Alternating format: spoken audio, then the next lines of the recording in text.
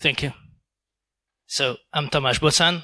I'm a malware analyst at VMware, and I'm going to talk about the evolution of the GandCrab ransomware. And I lost the signal.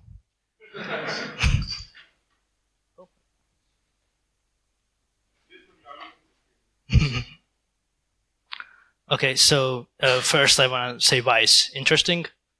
First of all, it dominates the ransomware market currently. It's basically the only ransomware as a service this year. The second thing that's interesting about it is that it has an agile-like development. It implements frequent and quick changes, and it started out as the most basic possible ransomware in January, and now it's more interesting. It uses multiple exploits, and tracking it gets more challenging because of the frequent updates. Also, it's uncommon for a commercial malware to use exploits. Malware authors are usually software developers and not hackers. So even if there's an existing POC, they are usually not able to implement it in their own malware. That makes it even more interesting that in August it burned a 0-day. So they found a 0-day in an antivirus software's driver, and they managed to crash it. We'll talk a lot more about that 0-day. We'll try to analyze it a bit more in detail to find out how advanced the group really is. So the topics I'm going to talk about is the business model that they use ransomware as a service.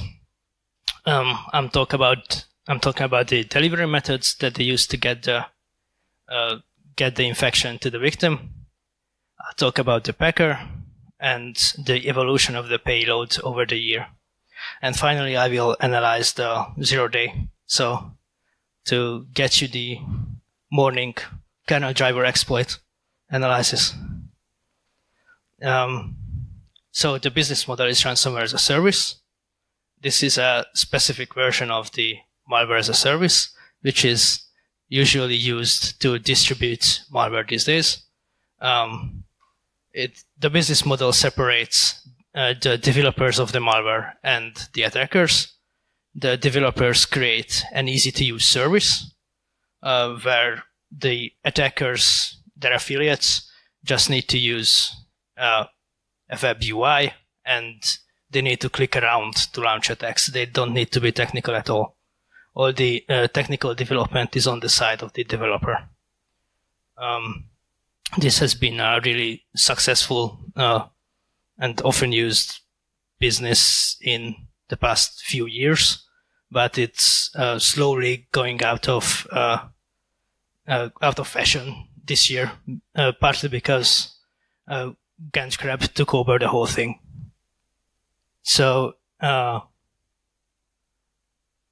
it's being distributed on a Russian forum where they are trying to get new affiliates, and they are huge stars there. There's a line waiting to be a member of their little club.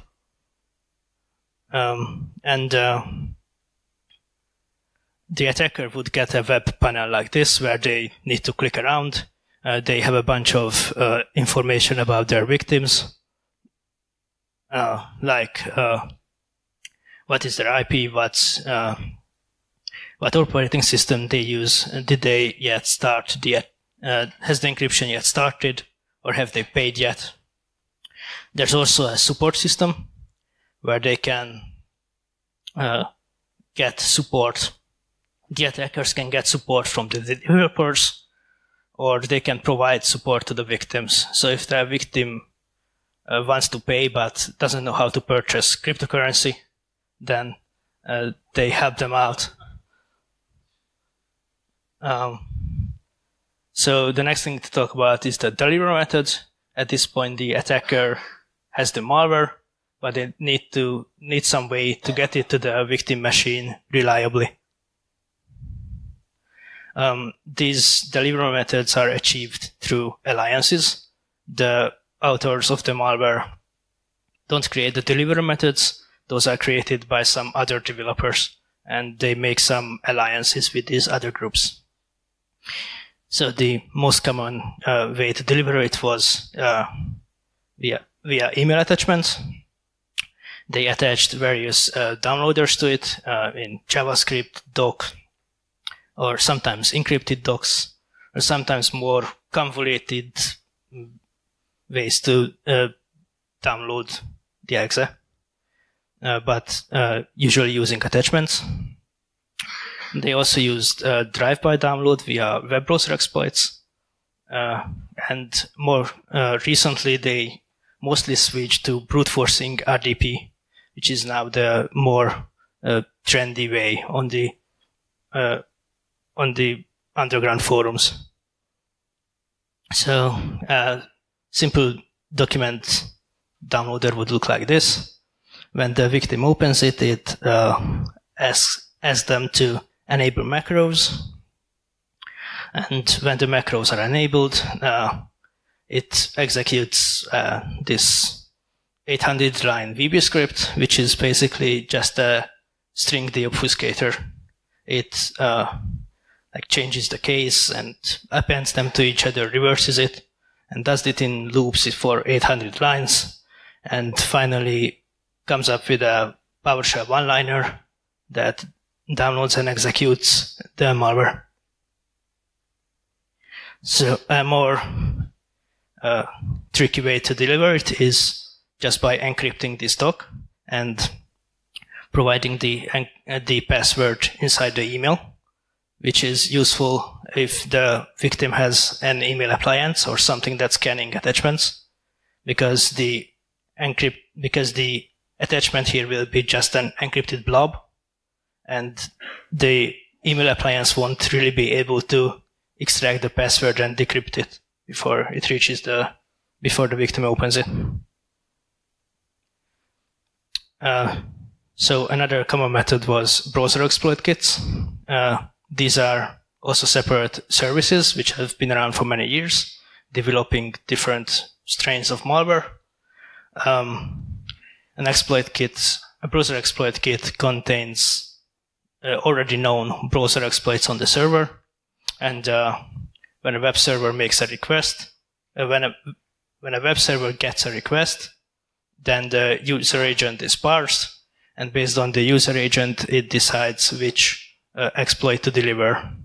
These exploits are usually exploits for outdated Internet Explorer or outdated Flash player, so they shouldn't usually work if the browser is properly auto-updating.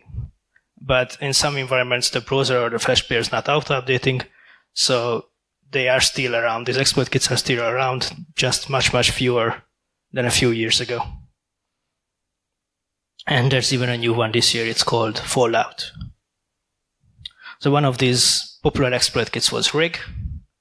On my execution, it used a known Flash player exploit, which is a use-after-free vulnerability inside Flash player's DRM implementation. So it needs an SPF file, which has an action script inside. And this, it was weird because it was partly obfuscated, but the relevant part was not obfuscated. And it also used debug symbols. So the part that launched the use-after-free vulnerability was just called UAF generator. And the currently common method is RDP. They are looking for open RDP ports and brute forcing them, which is, it enables them to do more targeted stuff. So they can target some organization specifically. It allows them to ask for bigger ransom, but fewer victims. It's currently the more trendy method of delivering ransomware. It's partly because they are hoping for bigger profits, and also because they like to feel like hackers, but they don't really know how to properly do any kind of hacking, but they can do a simple brute forcing on an RDP port. So it's interesting how they are getting the open RDP ports. They are probably not scanning the whole internet themselves, but they are likely using Shodan, which is a search engine for security-related stuff. And if you search for remote desktop, you will find 2.5 million open RDP ports, which you can then brute force. And so I also want to talk about the packer. Now that the sample is delivered, it needs to evade antivirus, and it needs to make analysis of it harder, especially automated analysis. And for these, malware uses packers. So I want to, I have no time to analyze the whole packer, but I want to highlight some techniques that it uses. This is a technique called API hammering. It's a sandbox evasion technique. In a sandbox, a sample would get launched inside the virtual machine, and it would run for a few minutes. And then the sandbox would analyze the results of what behavior it executed inside the VM. So one way to bypass it is to wait. So try to reach the timeout. But if they would call a simple sleep function, that would be mitigated by the sandbox, and the sleep wouldn't have been executed, which is why they are trying to just do a long loop where they are calling a function or incrementing a variable over and over again many times. But mitigation for this also exists because these unnecessary loops can be detected and automatically skipped. So what they implement here is that they try to obfuscate the condition, and also do a single useful function call inside the loop. So it calls this loop 20 million times, but in one of the iterations, it also loads a library. So this library is needed later. So if the library is not loaded, then the malware won't work. So the loop cannot be skipped easily. Simple method it uses is just the obfuscation on the stack. It moves the obfuscated code in 4-byte chunks to the stack. It adds and subtracts constants from it to get the final payload. And in a more recent version, they added a simple anti-disassembly trick, where they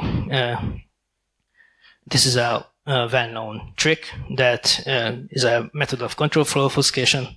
The call instruction just jumps to the next function, the next instruction, and also adds the address of the next instruction to the stack. And then it can be incremented. So when they obfuscated, it looks like this. It just it changes the address on the stack. It pops it into AEX and jumps to it. So this is a pretty old technique. They probably found it by just Googling anti-disassembly, and this is the first result that they found. So it makes sense that when they figured out that it's complicated to write a packer, that they try to hire someone else to do it. There are already commercial packers available, and they wanted to find out which one is the best one. So they made a competition. So whoever gets them the best packer, it will get recommended to their affiliates. And that's a constant revenue for the authors of the packer, and it will get more revenue for the attackers themselves. So it's a profitable alliance for them. And that's basically the packer's current state.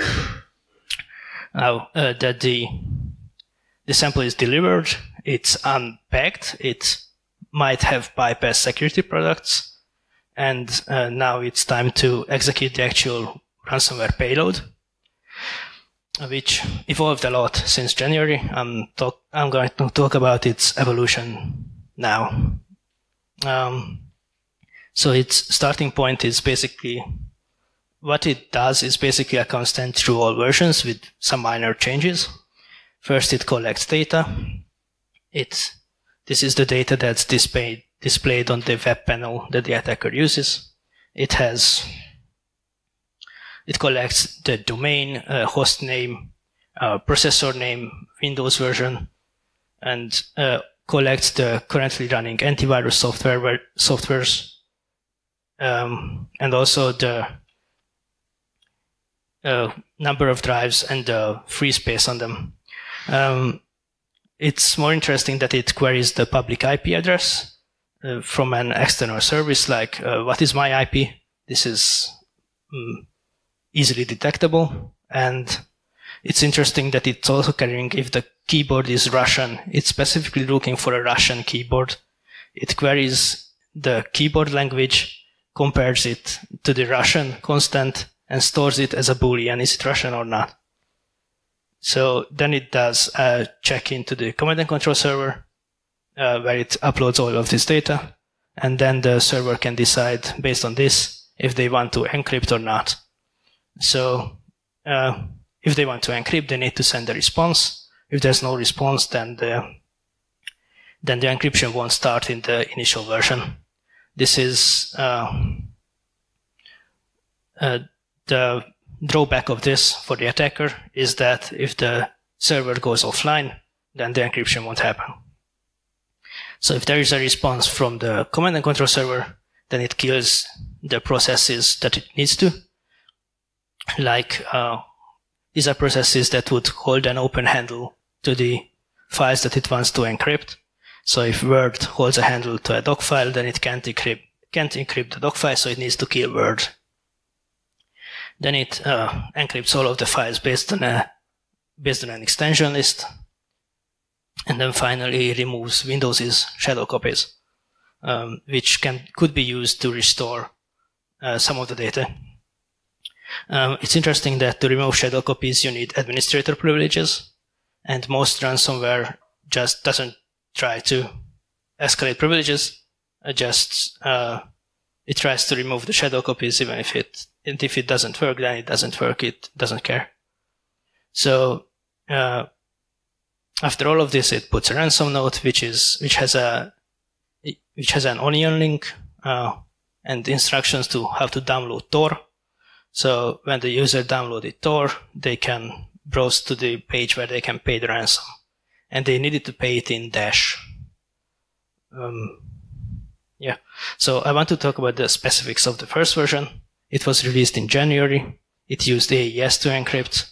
And the command and control server was on .bit TLD domains, which cannot be resolved by Windows directly. So they needed to resolve the domains themselves, and they used NSLOOKUP to do that, which is also a dead giveaway, so it's easy to detect.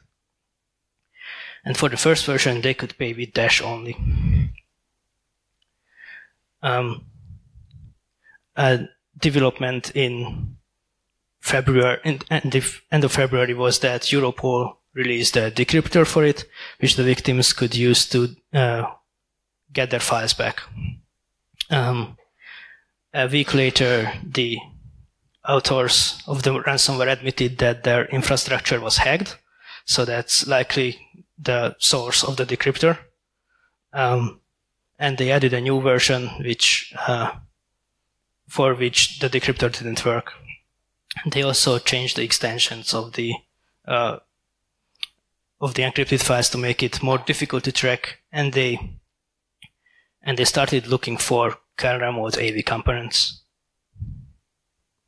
In the next version, they added changing the wallpaper. They generate this image dynamically, and they personalize it for the user, so it contains the username. And they also changed the user agent, which also makes it a bit harder to track.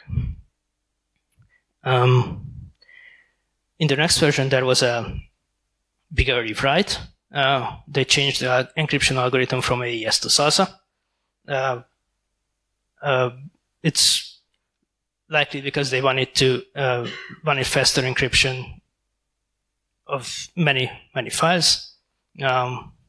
If the encryption takes too long, then the victim might just realize what's going on and stop the process. Then they also started encrypting network shares, and they remove the ransomware after it's done encrypting everything. For later, it's important they that they started using these log files. They put these files with the .log extension to a folder to signal that it started being encrypted. And they changed the extension again. It's interesting that they removed the connection to the command and control server, and they do not query the public IP address anymore. So they completely removed everything that's network related, which makes it stealthier. It's more difficult to track and detect, but it also removes features. So if there's no command and control connection, then their users are not getting the fancy web panel data, which might be bad for their business because it's a missing feature. So in a few days, the command and control connection was back, and this time they moved it from their own domains to hacked WordPress sites. And they started using a URL generation algorithm to generate a list of URLs to contact. So if you remember the log files from 2 slides back, they are put in a folder to signal for a ransomware that that folder is already being encrypted and not to encrypt it again.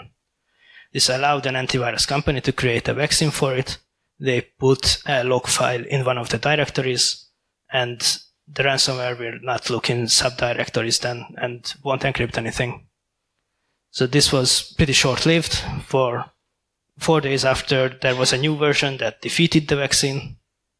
And a day later, there was a version 2 of the vaccine. 2 days later, there was again a new version against the new vaccine. And they probably realized that this doesn't really make sense. So vaccination is good if the development cycle is long. If the malware authors would have taken months to deliver the new version, then it would make sense. But if it's taking a day, then the vaccine is useless. So they didn't release a 3rd version of the vaccine. However, a few weeks later, the GandCrab authors released a new version which had a 0 day for the antivirus company's drivers. And they didn't really use it for any function. They just did it as a retaliation. They included a string inside the malware. That's a message to the antivirus company. It says that they evened the score, and they found a denial of service vulnerability in it. And they think that it might be developed into a privilege escalation.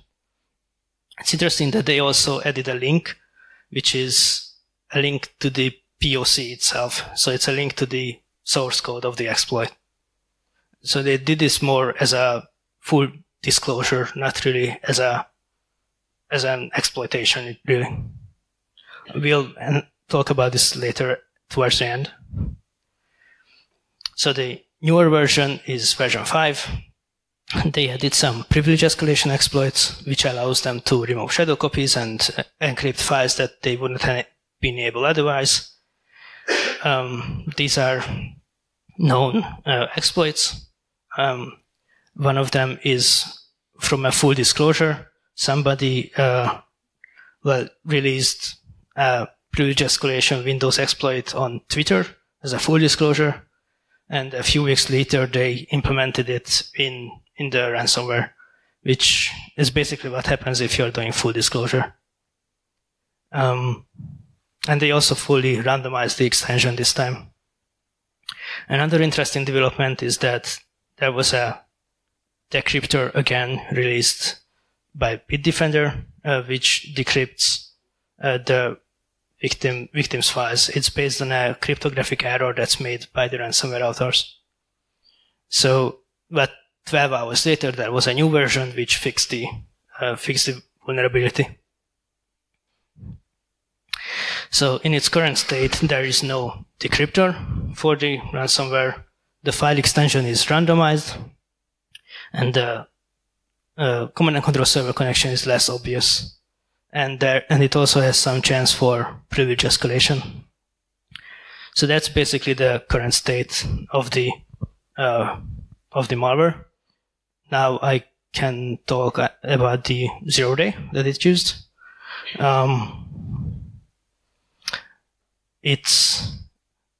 The vulnerability, the exploit creates a BSOD. It makes a blue screen of death because it's crashing a kernel driver, but it doesn't really get code execution that could be used for privilege escalation. So in its current state, it's not really usable.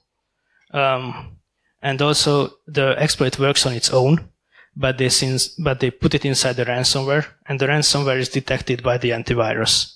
So it never really reaches this code.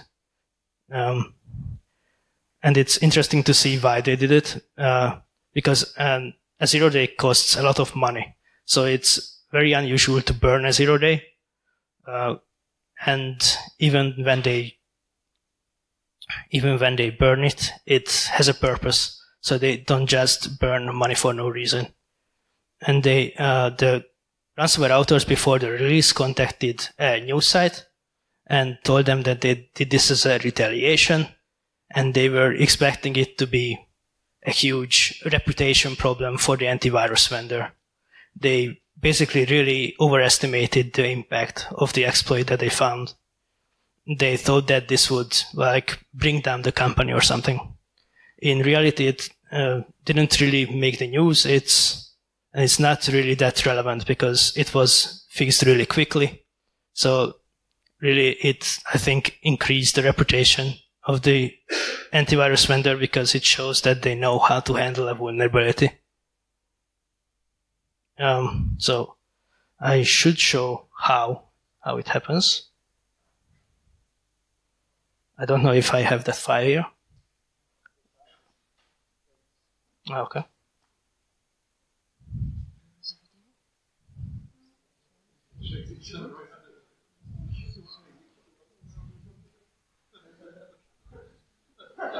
Okay, thank you.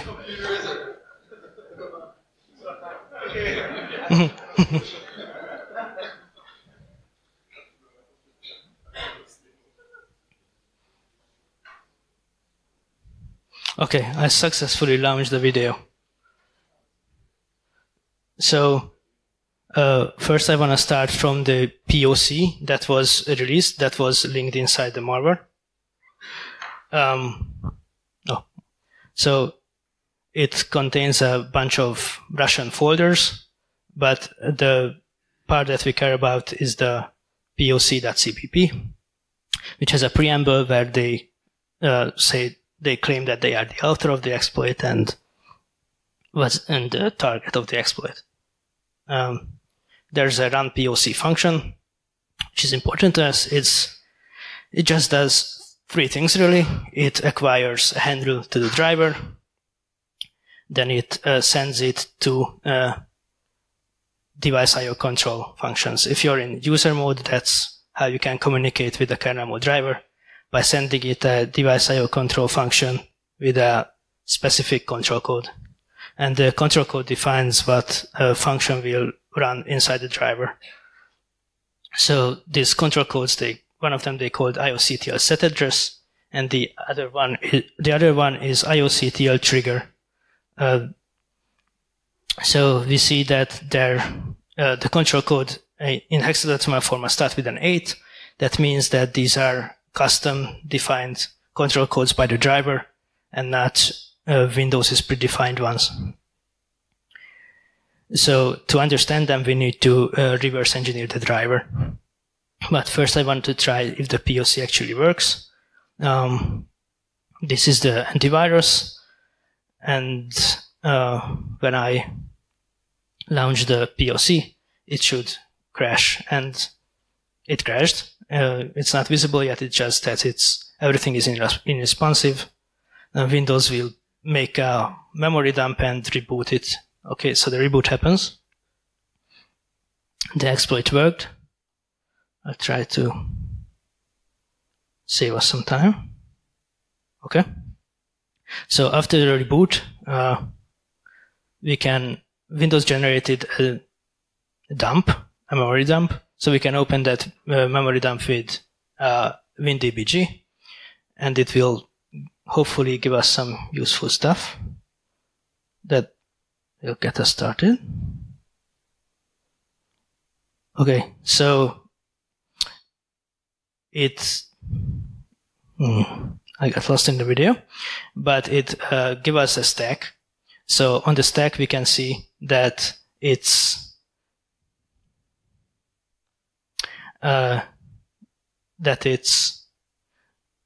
calling this this library, and we see the offset, and we also see that in the final call it will call this this anti function, which will finally cause the crash.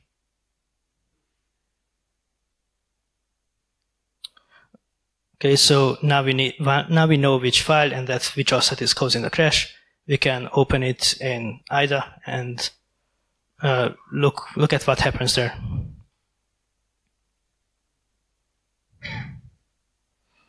So this is where the crash happens. It's calling that that function that we saw in the memory dump, and we can see that it's calling it with two parameters, one variable and one other parameter. This is for acquiring a resource. You need to edit a pointer where to acquire the resource from. So if we change this variable into something that's not a valid location, then it will crash the driver, which is exactly what they did. So we need to see where this variable is set. It can only be set at one place. So we follow this location up. We follow it up. First I named it write mem. Then I follow it up the stack. And we arrive at a large switch case where the IOCTL control codes are defined. It's defined what to do with each IOCTL control code. And we can see that this is the IOCTL control code that they use for the IOCTL set address. So this is how they are changing this variable into something that's a pointer to a non-existing. Wow. So we don't really need it that much. So they change it into a variable that's pointing to a non-existing address, and they do the IOCTL call to set the address. I don't need it. They do one call to set the address, and they do another call to read it, and it crashes the driver. And we want to know how advanced they really are, because it's really uncommon for for a group like this to find an exploit. It's usually done by nation states or someone that's more resourceful. So we see that this was really simple, and they probably just fuzzed it. And if we analyze it further, we see that turning it into a code execution would be pretty difficult, because it's not really doing anything to write to that location. So based on the analysis, we can make a profile for this adversary. The first thing that we saw is that they speak Russian, they post on a Russian forum, and they have special handling for a Russian local, which could all be false flags. It doesn't necessarily mean that they are Russian. And it's honestly not even that important. Their nationality is not important from a defender's point of view. It's more important what their capabilities are. And based on the analysis, we can set upper and lower boundaries to their capabilities. So we see that they have pre-existing experience with marketing a ransomware as a service on the specific forum. They know how to handle that forum very well. They know what their users want. So it's likely that this is not the first ransomware as a service that they marketed on this forum or a similar one. We also see that their development is organized enough to react quickly to changes, and it's the reaction times are getting quicker. It was 1 week for the first decryptor, and it was 12 hours for the most recent one. But they are not organized enough for all releases to work properly. They sometimes released non-working versions or versions that only worked on specific operating systems. So, although the releases are quick, they are not organized enough to always deliver a proper release, which makes me think that they are not really doing proper agile. They just implemented the quick development part.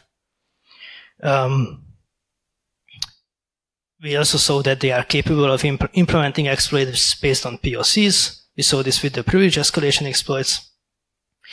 And they are also capable of finding a simple exploit via fuzzing. But they are not capable of developing a more complex exploit that would get them code execution that they didn't need. And they are also not capable of guessing the reputation impact of an exploit, which leads us to believe that this might be their first try. They are not experienced in vulnerability research. And that's basically all of what I wanted to say. Thank you.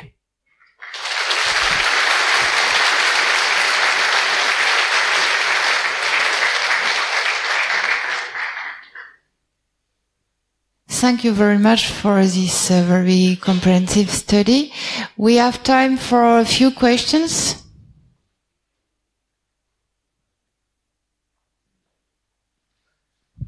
Yeah, thanks for the presentation. I wanted to know if you have an idea if the improvement of the crypto ransomware has an impact of the, I don't know, diffusion or antiviruses.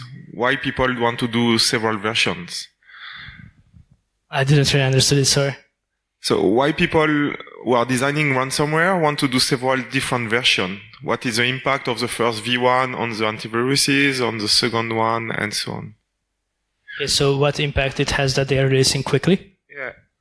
Yeah, right. So it creates more work because they need to track new versions, and if there are frequent releases, then it's more difficult to track. Another question?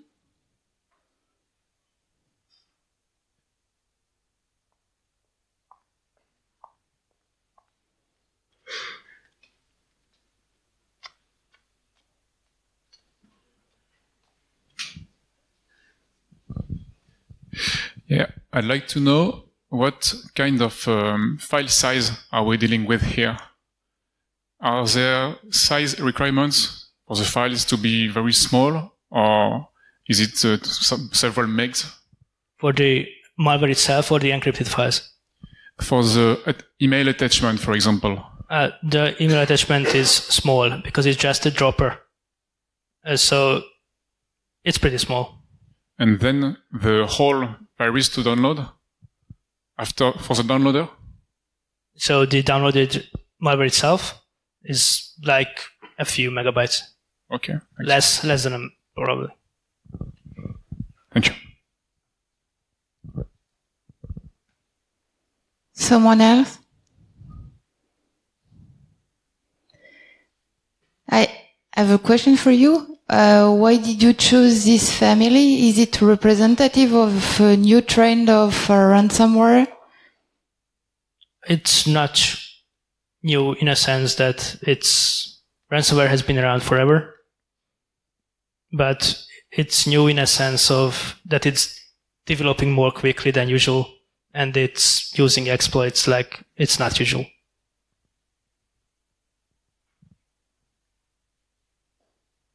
So let's thank the speaker again. Thank you.